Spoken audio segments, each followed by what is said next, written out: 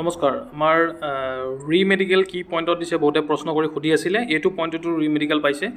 যদি কাৰোবাৰ over weight বা আণ্ডাৰ ৱেট যদি বেছি হৈছে তেন্তে এইটোতো দিছে এইখন লিষ্ট সকলোৱে স্ক্ৰীনশ্বট মাৰি লওক ইয়াৰ পৰাই মই ভিডিঅ' আমি কেইবাটাও আগতে বনাই ৰাখিছোঁ যিসকলে পোৱা নাই বা চোৱা নাই এইটো চাই লওক আৰু আমাৰ মেইন যিটো 164 বা 66ৰ ভিতৰত যিখিনি আছে সেইখিনিত চালেই গম পাবা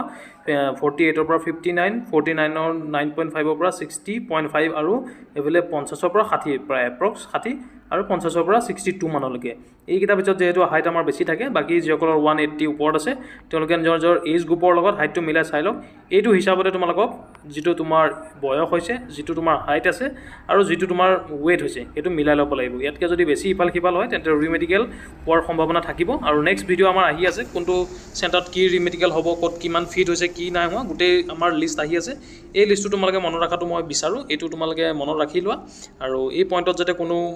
ৰিমেডিকেল পাবলগীয়া নহয় এইটো কথা ধ্যান ৰাখিবা এইটো আজিৰ কাৰণে নহয় এইটো ফিউচাৰৰ কাৰণেও যদি কোনোবাই 25ত এপ্লাই কৰে নেক্সট ভৰ্তিৰ কাৰণে এপ্লাই কৰিছে তেওঁলোকৰ কাৰণেও এইটো প্ৰযোজ্য হ'ব এই মানে হাইটত ৱেটত তোমাৰ বয়সটো লৈ যদি মিল নাথাকে তেন্তে ইয়াত যদি ৰিমেডিকেল পোৱা ইয়াতকৈ আৰু দুখ লগাৰ কথা একো নাই কাৰণ ইমানখিনি পাছ কৰি গৈ যদি লাষ্টত এনেকুৱা এটা হয় বহুত বেয়া কথা এতিয়া মেডিকেলৰ কথাটো ক'বলৈ যাওঁতে চকুত তোমালোকে ৰিমেডিকেল লৈ নাহিবা কালাৰ ভিজন বা ডিষ্টেঞ্চ ভিজন যিকোনো হওক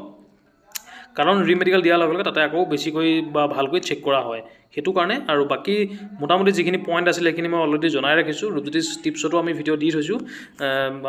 অনলি ল'ৰাৰ কাৰণে হাইড্ৰ'চিলৰ প্ৰব্লেম হ'ব নালাগে নকনি চাই লোৱা নৰ্মেল কেনেকুৱা হ'ব লাগে এনেকুৱা হ'ব লাগে ভৰিৰ বাকী বুকুখন আপ ডাউন হ'ব নালাগে কাণত বেছি লেতেৰা হ'ব নালাগে এক্সৰেত বা মোটামুটি প্ৰব্লেম নোলায় বাকীকেইটা ধৰক কাৰোবাৰ যদি পাইলছৰ প্ৰব্লেম আছে কিবা আছে এইখিনি ঠিক ঠাক কৰি ল'ব লাগে মোটামুটি সেইখিনিয়ে আৰু DNSৰ কথাটো কাৰোবাৰ যদি নাকৰ হাৰ্ডিডাল বেকা থাকে কাৰোবাৰ বন্ধ হৈ থাকে সেই প্ৰব্লেমটো তোমালোকে ঠিক কৰি ল'ব লাগে সৰু সৰু কথা কিন্তু আমি গুৰুত্ব দিয়াটো দৰকাৰ কাৰণ আমি যিহেতু ফিট হ'ব লাগিব আৰু আই চাৰ্টখন লৈ বহুতে সুধি আছিলে যে আই চাৰ্টখন কেনেকুৱা দিছে চকু পৰীক্ষাৰ কাৰণে যিখন চাৰ্ট দিয়া হৈছে সেইখনৰ কাৰণেও বহুতে সুধি আছিলে এনেকুৱাই চাৰ্ট দিব ইয়াতে হয়তো ক'ৰবাত বেলেগকৈ থাকিব পাৰে কিন্তু 6x6 হ'লে একে তলৰ লাইনটো মানে 6 মিটাৰ দূৰত্বৰ পৰা যিটো তোমাক পঢ়িব দিয়া হয় 6 mm চাইজৰ আখৰটো সেইটোৱে সেইটো কাৰণে তোমালোকে নিজকে প্ৰিপেয়াৰ কৰা মেডিকেল ফিট হ'বৰ কাৰণে থেংক ইউ